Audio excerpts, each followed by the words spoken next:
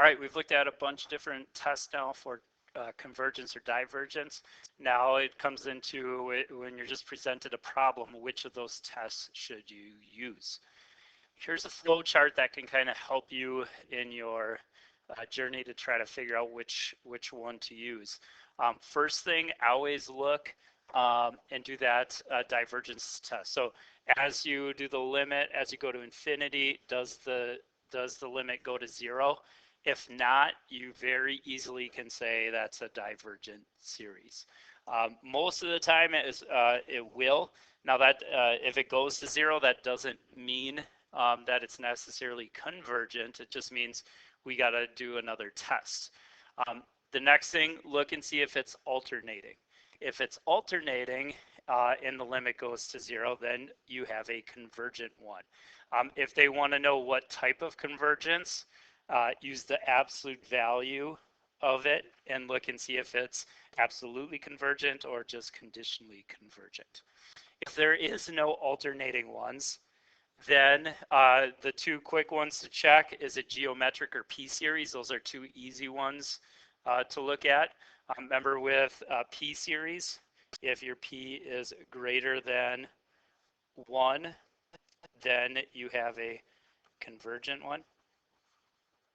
If your p is less than or equal to 1, then you have divergent. With the geometric one, you're looking at your r value. If r is less than 1, then you have a convergent one.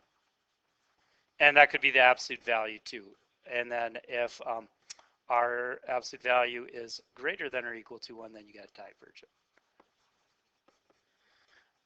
Then if it's neither one of those, geometric or p-series, the two quick ones to check, look if you have factorials. Easiest one or best one to use for factorials would be ratio test. If you have exponents to the n power, root test is a good one to use. So if you see anything like there's a 3 to the n in there, the root test would be a good one to use. Both of those tests, what you're looking for is when you do those tests, if your limit when you're doing the test comes out to be less than 1, then you have a convergent one. If that limit ends up being greater than 1, you got a divergent one. If the limit exactly equals 1, then you got to do another test. It's inconclusive. All right, so those are two factorials and powers of n. Should click hopefully right away. If it doesn't have a factorial or power of n, is it easy to integrate? You can do the integral test. Here with the integral test, if you do the integral and it's a finite number, then it's convergent.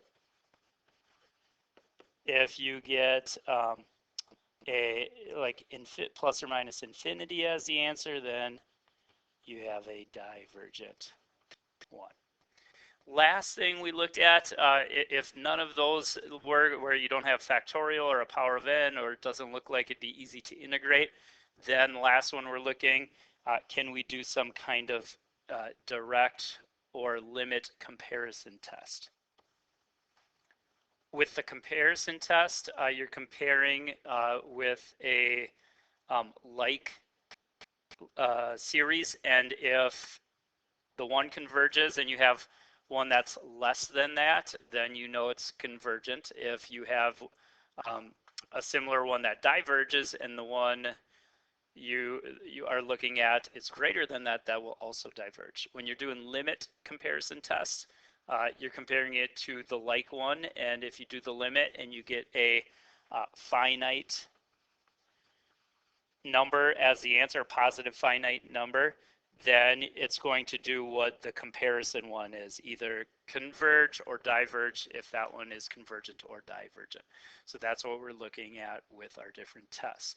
When you're doing these, a lot of the tests you do some type of limit. So remember if you're doing the limit and you get an indeterminate form, you may need to use L'Hopital's rule. To do L'Hopital's, we're looking for one of these two forms where it's a fraction. If you have one of these other forms where it's an exponent or multiplying or subtracting, then you're going to want to rearrange that somehow to get it into fractional form to use L'Hopital's.